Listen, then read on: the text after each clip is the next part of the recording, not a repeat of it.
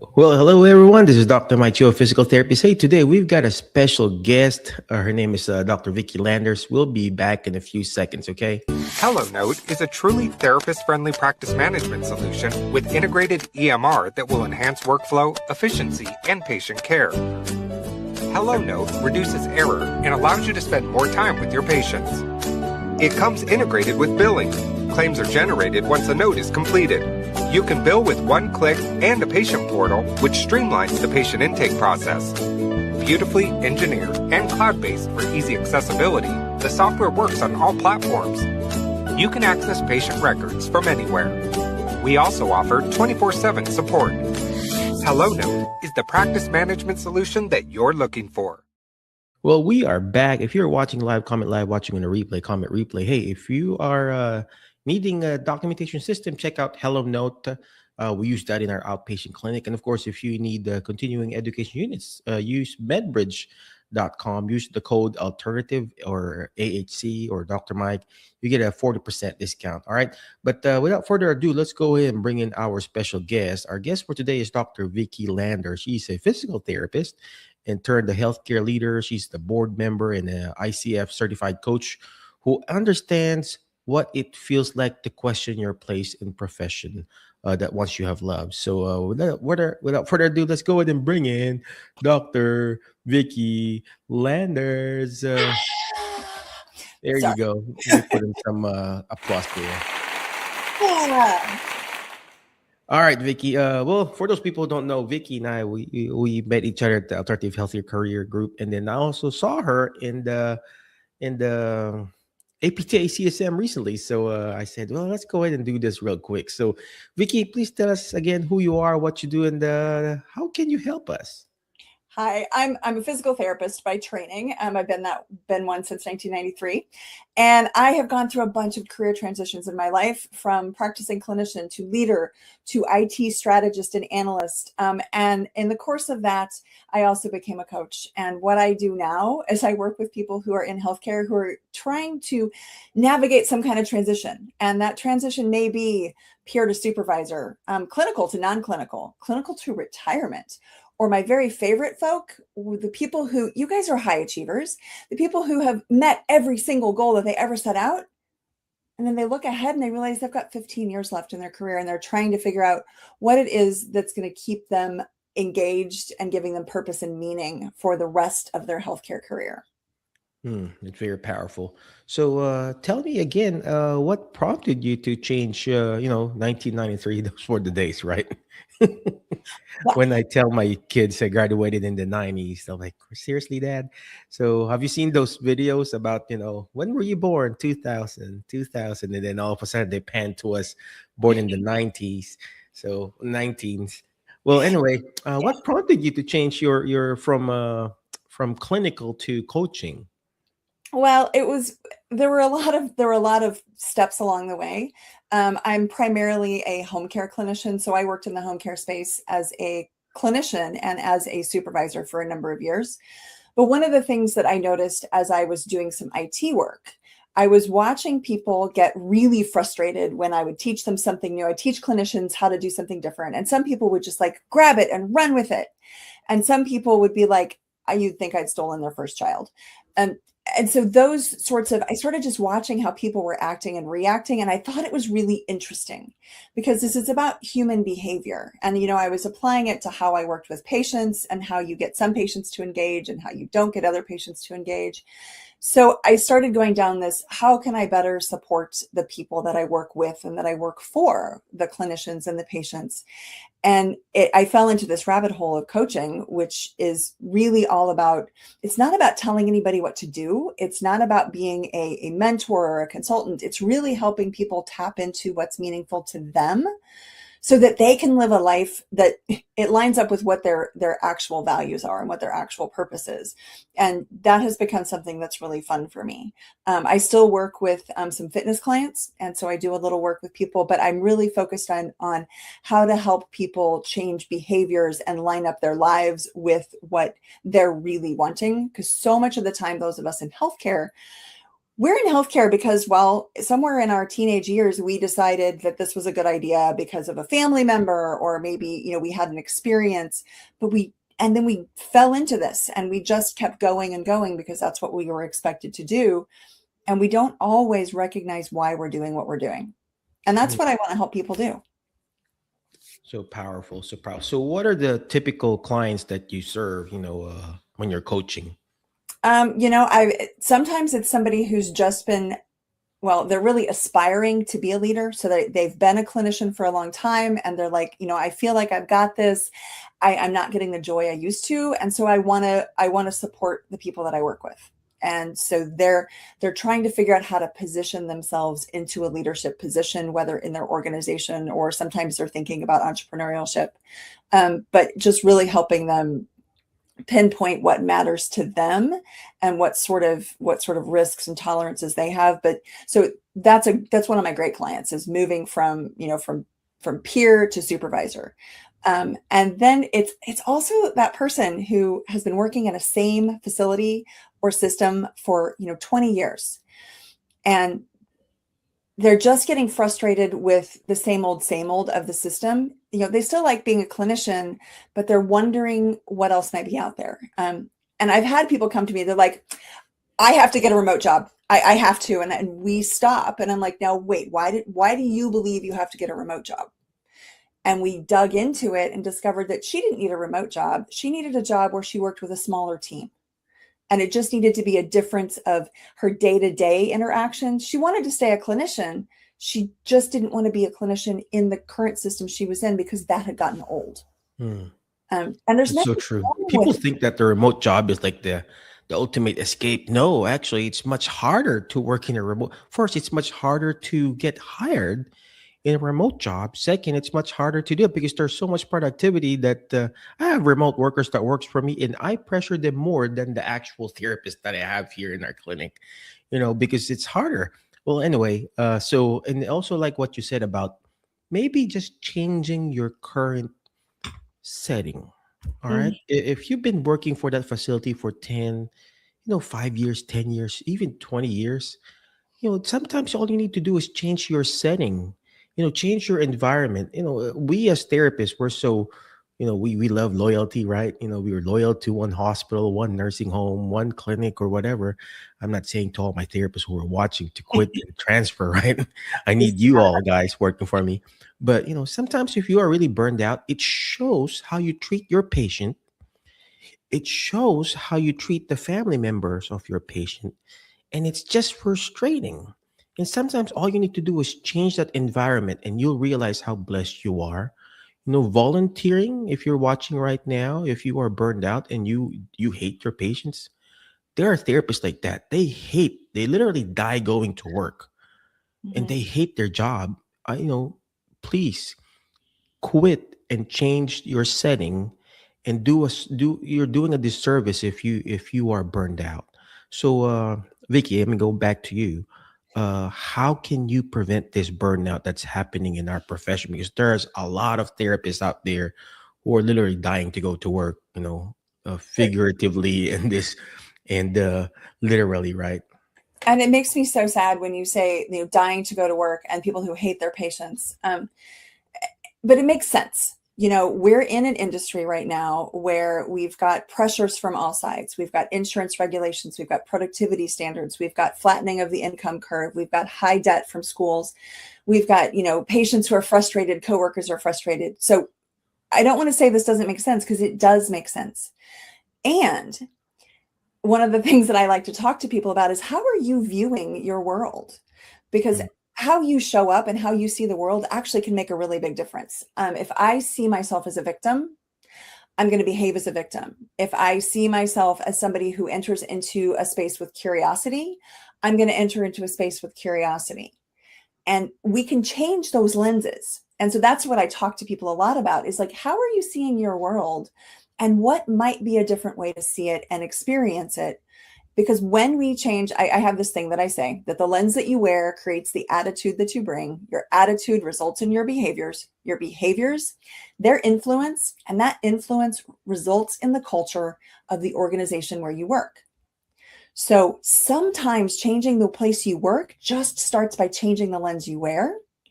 Or sometimes if you really see everybody else's lenses and they're all wearing this victim lens and you're like, I don't want to tap into that anymore. Looking for an organization that fits your values and your culture and what you want to experience sometimes can make all the difference in the world. That is so powerful. That is so powerful. Being, I hate to say this, but there are a lot of therapists out there who are in this victim mentality mode. Our profession is created under a victory mentality, wherein we were created to be victors, not victims, right? And I like what you said about changing lenses. Mm-hmm. It's all about perspective, ladies and gentlemen. Last night or 2 nights ago, I was watching. I'm an immigrant. I just got my citizenship. So in my head, Congrats. yeah, thank you, Vicky. In my head, I'm like, why are these immigrants coming here stealing our jobs? No, just kidding. Why are these immigrants coming here and why don't they do it the right way? Just between you and me, Vicky, and people who are watching, I spent thousands, probably around 80K just to be here legally. Legally, right?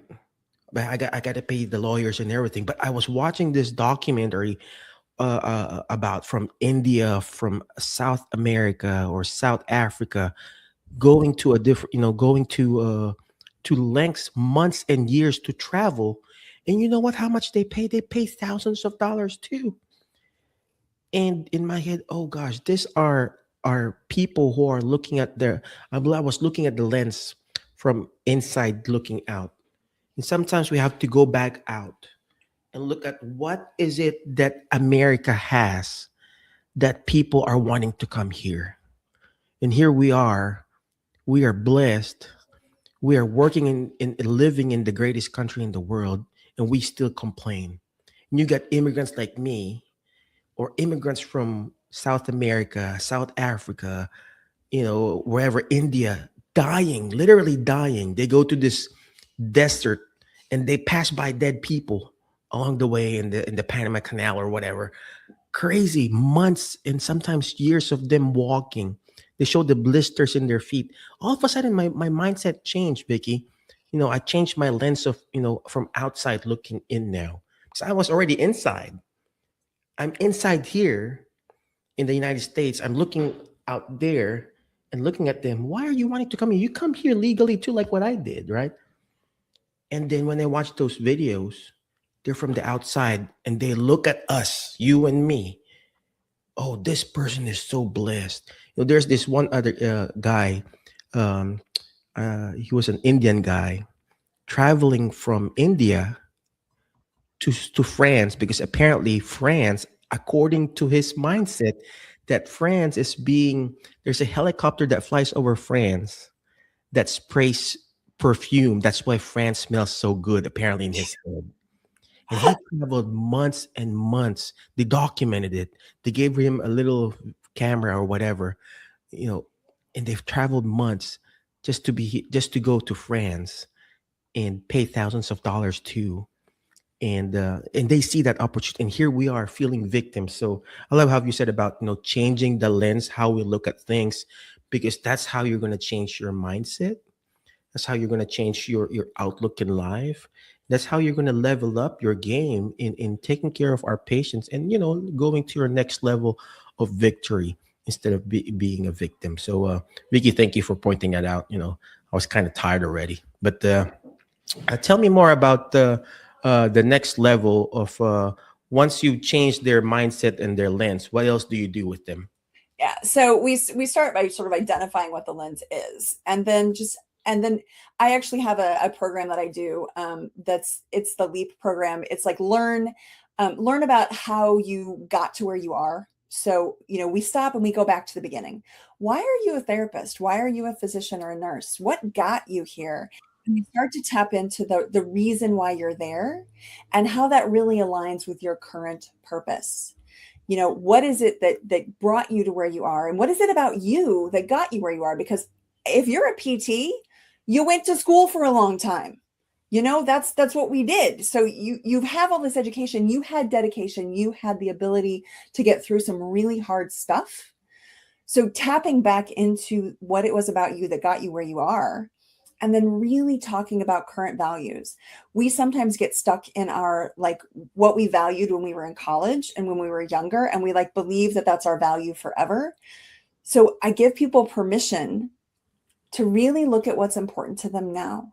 You know, is it having family life? Is it having the ability to travel? Is it freedom? Is it really making sure you have an amazing nest egg for retirement? Whatever it is, it's yours and it's individual to you. So we figure that out. Then we start to think about what are the ways that you can implement all of your skills and your talents to figure out what lines up with what's next and how it really lines up with your purpose and your mission. Because when you can tap into your purpose and your mission and your why, that will take you through so many troubles and so many hard times where you might not be making the money that you were making before, but you have a purpose. And so we really tap into that, and then we set out a plan. So we create the plan for you. Well, you create the plan. I'm alongside of you, helping ask the questions so that you can make a plan that works for you. And then you can execute that plan. So you're moving forwards into what has meaning for you. And you feel confident and capable of doing it because you're not stuck in the not understanding why you need to make a change. But the thing I really like to tell people is there's nothing wrong with feeling bad, and there's nothing wrong with wanting to make a change. What's bad is if you don't act on what your brain and your body is telling you needs to change. That's so true. That's so true. I like what you said about what got you here, what got you there in your current situation. Go back to your roots.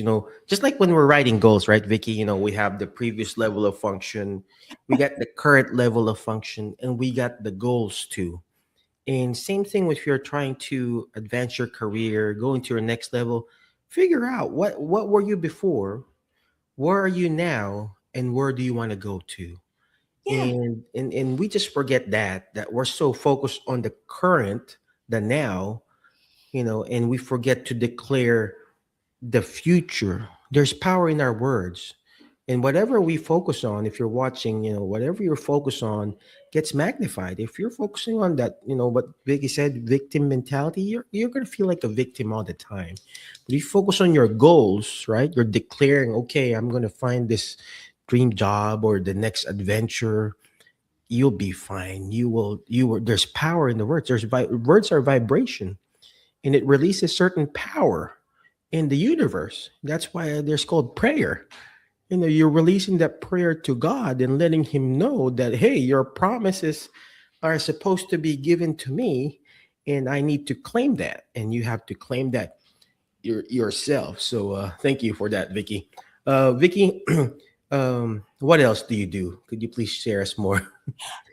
So I am also a speaker. I actually do presentations for organizations. I'm a professional speaker, and I work with mostly healthcare organizations and help the people within those organizations see the lens that they're wearing and understand that attitude results in the culture of their organization, and that they each individually, whether they are the CEO or they're the frontline clinician, everybody within an organization has the capacity to create the culture of the organization. So I help people see how that all works together, because what I think is so cool is that the evidence shows that when we're talking about healthcare, the patient's perception of the provider and everybody within the organization's attitude, it actually impacts patient outcomes.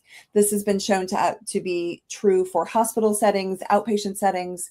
And so I help people sort of recognize on a bigger scale that the shifts that we make to our attitudes not only help how we feel about ourselves, but also make an impact in patients. And you get to do an in-service to my staff, right? I would love to. I would totally.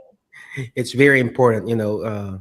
It's funny you mentioned that, because the culture that you create for your team is very important, ladies and gentlemen. Here, I'm not bragging, but patient just follows me around. If I'm on the other clinic, and they know I'm going to this other clinic. We got several locations, Vicky. We got 12 other locations. If I go to the other clinic, they would follow me here where I'm at. And I don't normally come here. Just really depending on who I need to help out, what clinic I need to help out. I got clinicians who are like that. A perfect example is one of our PTA. Caitlin is her name. It's her birthday today. Shout out to Caitlin. Happy birthday. Birthday. Anyway, um, I pulled her out. First, she was doing home visits for me. Then I pulled her out from home visits. I put her on assisted living. And those assisted living patients followed her when we opened at our first location. And guess what? I pulled her out on that first location and put her in another clinic. And all those patients from that first clinic followed her there because that is, the culture. That is you have to be putting up, the energy, the power, the aura that you're showing to your patient they need to see, you're not all high and mighty because you got the doctorate degree. We're talking about my PTA who has an associate degree, and they follow her around. And that's the leadership that you need to create, ladies and gentlemen. If you're watching live or watching on a replay, that's the leadership that you need to create. And how do you do it? You do it by following a leader like Vicki. Vicki, where can they find you? Where can they reach you? Do you have a website or an email list that you guys do? I do. So you can find me. All my coaching information is at inprogresscoaching.com. All of my speaking information is at vickilanders.com.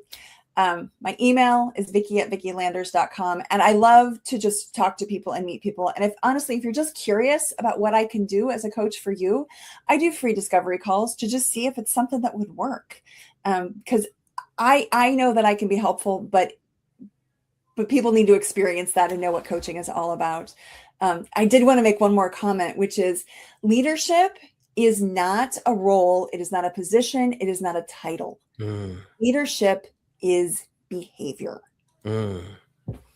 So true. That is so powerful there. You can be a leader, whether you are, whether you're a tech, you're an assistant, or a PT. It's not about the position. It's about your behavior. That's so true. That's so true. Again, thank you very much, Vicki. Any last parting wisdom for our team out there who wants to be a leader like you? Well, I would say listen to your intuition, listen to your gut, give yourself permission to start exploring things that might be able to be different so that you no longer have to feel like a victim, but you can show up as a leader and as somebody who influences those around you in a positive way. Well, again, thank you very much, Vicki. Appreciate you. But before I let you go, always remember the word FAST, F-A-S-T, letter F. Find people that will bring out the best in you because you are the average of the 5 people you hang out with. Today, I hang out with Vicki. I feel like I want to be a leader too, right? Next letter is letter A, take action. All this stuff that we're doing is not going to do me good. It's not even going to do Vicki good if you don't take action. Take action. Go to her website or email her. Her email is vicki@vickilanders.com. You'll take action. Just do a discovery visit with her. Next letter is letter S, is share and subscribe. The more shares, the better. I believe she has a Facebook page. You do have a Facebook page, right, Vicki? I have a Facebook page. I'm more active on LinkedIn. On LinkedIn, reach out to her, share and subscribe her LinkedIn. And last but not least is letter T, is teach it. Why? Because when you hear it, you forget. When you see it, you remember. But when you're actually teaching it, you're actually understanding it more. And that's what Vicki's doing. She's teaching us how to be a better leader. Again, thank you very much. Be awesome, be great, be excellent. And we'll see you in the next episode of our Jerry Hab Show. HelloNote is a truly therapist-friendly practice management solution with integrated EMR that will enhance workflow, efficiency, and patient care. HelloNote